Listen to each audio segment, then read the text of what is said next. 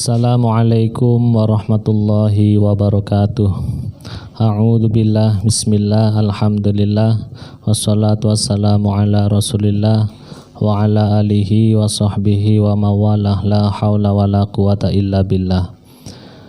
Pemirsa dimanapun Anda berada, semoga kita dalam keadaan sehat walafiat dan selalu dalam lindungan Allah Subhanahu wa ta'ala. Bertemu kembali dalam acara Hikmah Kamilah Memperindah Nafsani dan Rohani bersama saya Muhammad Iqbal dan Pak Kiai Misbah selaku pengasuh Pondok Pesantren Hikmah Kamilah. Pada kesempatan kali ini saya akan membacakan pertanyaan Pak Kiai. Monggo. Yang pertama atas nama Atlantis. Mohon maaf Pak Kiai, apakah iblis menyadari kesesatan kedurhakaannya terhadap Allah itu tidak terlepas juga dari skenario takdir Allah yang telah tertulis di Lauh Mahfud? Dan kata Gus Baha, iblis juga pernah ingin bertobat mengadu kepada Nabi Musa alaihissalam. Iya. Kemudian yang kedua ini Pak Kiai, timbul pertanyaan dari pemaparan terkait masalah iblis. Iblis diciptakan oleh Allah, apakah hanya satu jenis atau beberapa jenis, atau memang nama iblis itu mempunyai definisi luas? Dan iblis pertama yang diciptakan Allah itu namanya siapa? Kalau setan adalah jenis sifat, apakah iblis bisa kerasukan setan dalam arti lain kesetanan? Dan dari pemaparan Pak Kiai tentang iblis adalah sesuatu yang cerdas. Cerdasan mana iblis dengan setan? Apa alasannya? Iya. Pak Kiai. Ini pertanyaan bagus dan unik ini Pak Ustaz. Okay. Jadi pertanyaan ini saya ambilkan cerita tentang iblis. Saya jawab dengan cerita tentang iblis yang tertulis di dalam Al-Quran itu terulang sampai 7 kali. 7 kali. Di dalam surah Al-Baqarah ayat 34, di surah Al-A'raf ayat 11, di surah Al-Hijr ayat 31, di surah Al-Isra ayat 61, di surah Al-Kahfi ayat 50, di surah Toha ayat 116, di surah Shad ayat 74. Tapi saya akan memaparkan dari salah satu 7 ayat ini saja. Saya ambilkan ayat yang ke-50 surah Al-Kahfi supaya tahu kita ini jin itu kategorinya apa, atau iblis itu kategorinya apa, supaya kita memahami. Saya bacakan ayat yang ke-50 surah Al-Kahfi. A'udzubillahi minasyaitonirrajim. Wa idz qulna lil malaikati isjudu li adama fasajadu illa iblisa kana minal jinni fafasaqa an amri rabbih afatattakhidunahu wa dzurriyyatahu awliya'a min duni wa hum lakum aduwwum bi'sa lidz-dhalimina badala. Ayat ini kita mendapatkan pemahaman. Wa idz qulna, dan ketika kami bersabda lil malaikati kepada malaikat, usjudu, sujudlah kamu li Adama kepada Adam. Fasajadu, semua malaikat sujud. Semua malaikat sujud illa iblis, kecuali iblis. Lah iblis ini kelompok dari mana? Karena iblis itu keberadaannya minal jinni, kategori jin. Kategorinya jin. Karena minal jinni, kemudian dia dari kelompok jin ini bagaimana kok bisa jauh sekali? Fafasaqa an amri rabbih. Al-fasik itu adalah orang yang melewati batas-batas Allah. Itu yang disebut fasik. Fafasaqa an amri rabbih, maka dia fasik dari perintah Allah. Artinya tidak mau menjalani apa yang diperintahkan oleh Allah, sehingga dia maksiat kepada Allah. Dalam kemaksiatannya ini, perjalanannya iblis juga menyadari. Iblis itu cerdas sekali, pintar sekali. Pinteran mana lah ini, saya jawab yang kedua sekalian, setan. Setan itu sifat. Setan itu diambil dari lafal wasyaitonu ma'khudun min sato yasutu syaiton wasyaitonan bimakna ihtaraqa li annahu mahrukun bin nari. Setan itu ma'khudun diambil dari lafal sato fil madi yasutu fil mudhari syaiton masdarnya wasyaitonan isi masdarnya. Bimakna ihtaraqa menggunakan maknanya lafal ihtaraqa li annahu karena setan itu mahrukum binar akan dibakar di neraka.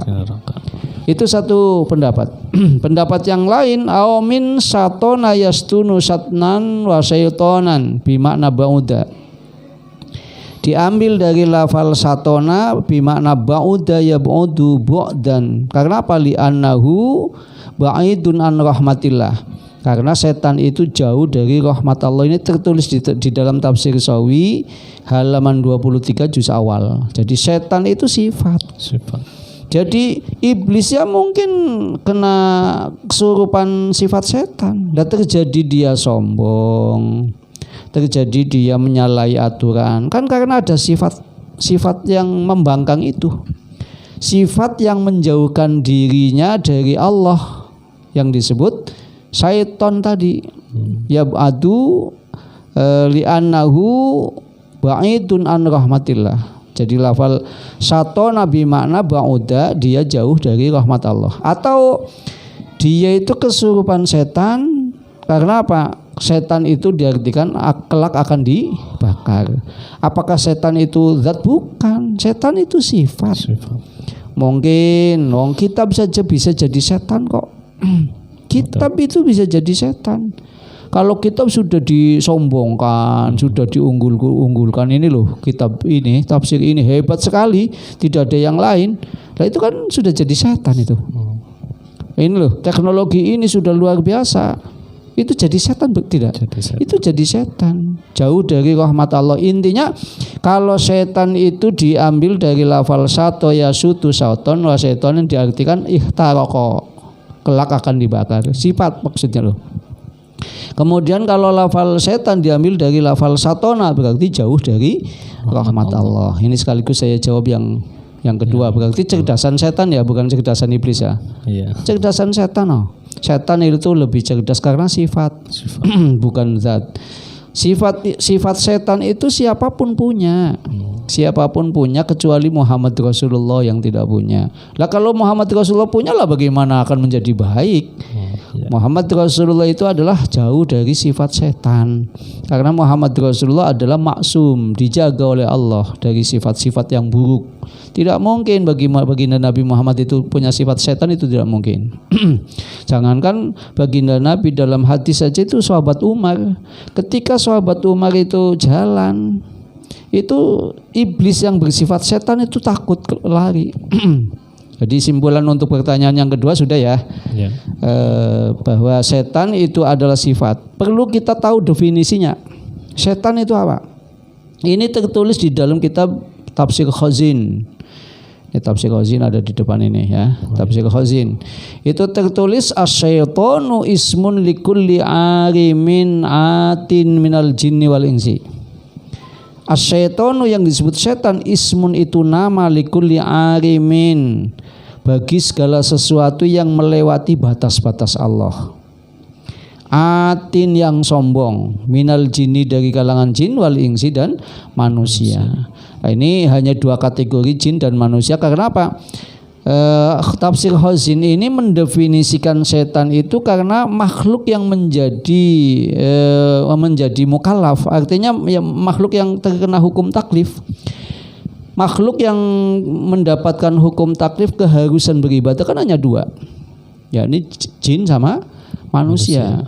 Wa ma khalaqtul jinna wal insa illa liya'budun, sehingga tafsir Khazin ini mendefinisikan asyaitonu ismun likulli arimin atin minal jinni wal insi. Karena yang mendapatkan hukum taklif keharusan beribadah hanya jin dan manusia.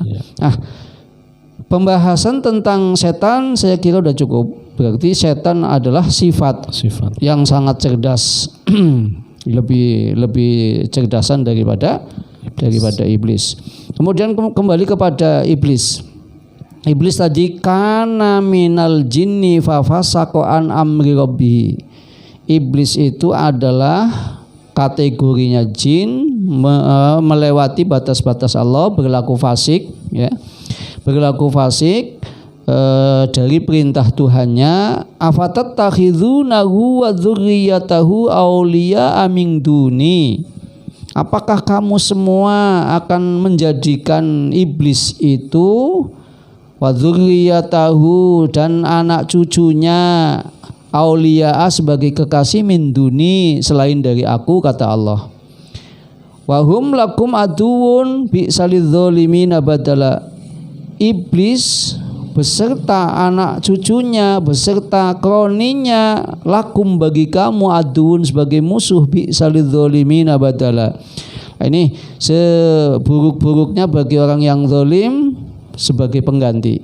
Jadi kalau kita menjadikan iblis beserta anak cucunya dan kroninya sebagai kekasih, berarti kita menzalimi dengan sifat zalim yang sangat buruk untuk menggantikan kedudukan kita dalam beribadah kepada Allah. Artinya ketika kita sudah mengikuti langkah setan, berarti sudah tidak mengikuti langkah Rasulullah. Kalau sudah mengikuti langkah setan ini berarti kita fasik, melewati batas-batas Allah, ya, keluar dari taat. Jadi fasik itu khuruj anit ta'ah, di tafsir Jalalain disebutkan. Yang disebut fasik adalah keluar dari sifat taat. Nah, kalau orang itu sudah keluar dari sifat taat, ya tidak mungkin akan menjadi baik. Baik menurut Allah tentunya loh. Tidak akan menjadi baik menurut Allah, tidak akan menjadi baik menurut Rasulullah, tidak akan menjadi baik menurut sesama manusia. Karena tolak ukur manusia itu kan kebaikannya ada di Rasulullah. Rasulullah itu adalah sentral kebaikan. Laqad kana lakum fi Rasulillahi uswatun hasanah. Jadi semua perilaku Rasulullah sebagai contoh kita. Jadi kalau tidak ada contoh dari Rasulullah, maksudnya ya langkah-langkah yang seperti ini, itu berarti sudah kita ngikuti langkah setan. Nah, iblis ini di ayat 50 surah Al-Kahfi ini sudah jelas kategorinya dari jin. Nama iblis yang pertama diciptakan di dalam tafsir Sawi di ayat fa'azallahuma di situ, ya. Kira-kira halaman 22-23 lah.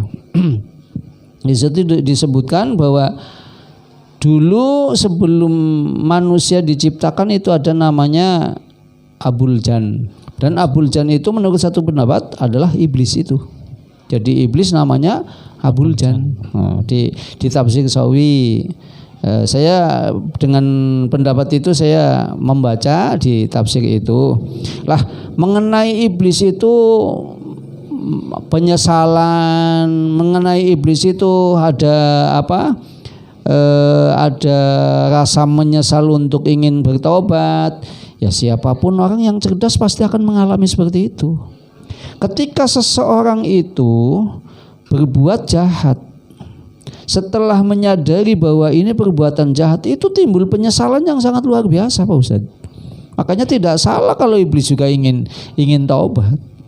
Akan tetapi tidak mungkin skenarionya sudah diciptakan oleh Allah. Lah bagaimana ada kejahatan yang sudah diciptakan kebaikannya. Artinya baginda Nabi itu diciptakan sebagai protagonis dari antagonis iblis itu. Nah, kalau misalkan iblis ini logika, ini cerita bukan tafsir ya. Ini logika, harus dipisahkan, bukan logika dengan Al-Qur'an. Ini cerita logika. Kalau misalkan iblis itu diciptakan sebagai antagonis, kemudian Nabi Adam sebagai protagonis, kira-kira antagonisnya ikut kepada protagonis, filmnya selesai apa tidak Pak Ustadz? Itu selesai. Yang jelas. Nah, iblis itu setan yang masuk ke dalam iblis tentunya. Berarti iblis yang sudah kena sifat setan. Dalam Al-Quran bahasa inna syaitana lakum aduwwum mubin, itu penyebutannya bukan inna iblis loh Pak Ustaz. Semuanya setan. Ya ayyuhalladzina amanu dkhulu fisilmi kafatan wa la tattabi'u khutuwatis syaitani innahu lakum aduwwum mubin. Penyebutan di dalam Al-Quran bukan inna iblisa, tidak. Tapi pakainya setan semua. Termasuk dalam hadis Rasul. Inna syaitona yajri min ibni adam majrad dam. Jadi yang disebutkan setannya bukan iblisnya. Ini menunjukkan apa? Ini menunjukkan bahwa iblis itu belum tentu kesetanan, kan gitu. Belum tentu kesetanan. Walaupun pada hakikatnya iblis itu sudah kesetanan. Tapi apakah iblis itu akan full kesetanan?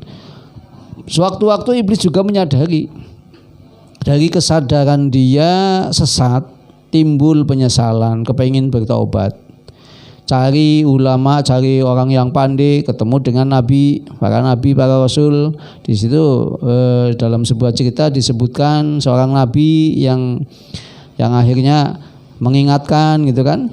Tapi mohon maaf, kira-kira yang namanya sifat-sifat negatif itu bisa berkumpul dengan sifat positif apa tidak? Itu tidak mungkin bisa.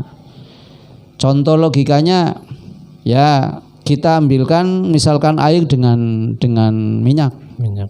Itu bisa ngumpul satu wadah Pak Ustaz, tapi tidak bisa nyampur. Itu contoh-contoh yang masuk akal. Jadi iblis dengan manusia itu karena iblis sudah komitmen, sudah berjanji akan menghancurkan manusia sehancur-hancurnya. Di ayat-ayat lain sudah dijelaskan, yang tidak bisa ke bawah iblis itu adalah orang yang mendapatkan izin dari Allah, mendapatkan iman, kekuatan iman yang dapat izin dari Allah Subhanahu wa taala. Itu yang tidak akan terbawa langkah-langkah setan. Jadi kebanyakan orang kebawa iblis ketika orang itu dalam dirinya sudah ada sifat setoni, sifat setan itu nanti mudah dibawa oleh iblis sehingga menjadi setan. Jadi tentang setan ini sebetulnya kalau kita bicarakan masih panjang sekali. Ayatnya saja ada 7 Pak Ustaz. Nah, kita ambilkan yang ini ayat yang kelima ya. Kelima, yakni kan 7 ayat tadi. 7 ayat. Ayat yang kelima dan ayat 50 surah Al-Kahfi. Supaya kita mengetahui bahwa iblis itu kelompoknya jin. Nah, kelompok jin yang tidak ada muslimnya sama sekali adalah kelompok jin yang seton ini, yang iblis ini. Jadi ada jin yang muslim, ada di surah jin kan jelas. Di surah jin itu ada kelompok ulama jin yang dengar Al-Quran. Setelah mendengarkan Al-Quran dari kelompok manusia, mereka pulang ke daerahnya dan dakwah. Nah, jin itu persis dengan manusia. Kita lihat dari khitab yang ada, wa ma khalaqtul jinna wal insa illa liya'budun. Wa ma khalaqtul jinna, dan tidak semata-mata aku ciptakan jin wal insa dan manusia illa liya'budun, kecuali hanya untuk menyembahku. Itu kata Allah. Nah, berarti jin sama manusia sama. Terkena hukum taklif. Akan tetapi jin yang kategorinya iblis itu tidak ada yang muslim sama sekali. Ini yang dimaksud afatat takhidzunahu wa dzurriyyatahu auliya'a min duni. Jadi wa dzurriyyatahu adalah kelompok jin yang punya label iblis sama kroninya. Itu tidak ada yang muslim sama sekali. Kan jelas ayatnya. Afatat takhidzunahu wa dzurriyyatahu auliya'a. Afatattakhidunahu, apakah kamu mau menjadikan, mau mengambil iblis itu wa dzurriyyatahu dan anak cucunya, mengambil sebagai apa? Aulia, sebagai kekasih, sebagai pemimpin, sebagai orang yang dituakan, sebagai orang yang dikasihani, yang dikasihi. Nah, kalau sudah kayak gitu berarti kan sudah nyimpang dari jalan Allah. Nah, inilah saya simpulkan bahwa setan itu adalah sifat, mungkin bisa masuk kepada kelompok jin, ya, mungkin bisa masuk kelompok jin yang lebih spesifik, yakni setan yakni iblis, dan bisa masuk ke kelompok manusia yang lebih spesifik, yang mungkin kiai, ustadz dan sebangsanya. Wong setan itu bentuk sifat yang tadi definisinya, setan adalah nama bagi setiap segala sesuatu yang melewati batas-batas Allah dan sombong dari kalangan jin dan manusia. Saya kira untuk jawaban dua pertanyaan ini, ya puas tidak puas insya Allah seperti itu, sesuai kemampuan saya Pak Ustadz. Saya kira cukup. Ya, terima kasih Pak Kiai. Ya. Demikian jawaban mengenai dua pertanyaan tadi. Semoga bisa dipahami dan menjadi manfaat untuk kita. Kembali lagi dalam pertemuan selanjutnya dalam acara Hikmah Kamilah Memperindah Nafsani dan Rohani bersama saya dan Pak Misbah. Saya pamit undur diri. Terima kasih. Wassalamualaikum warahmatullahi wabarakatuh.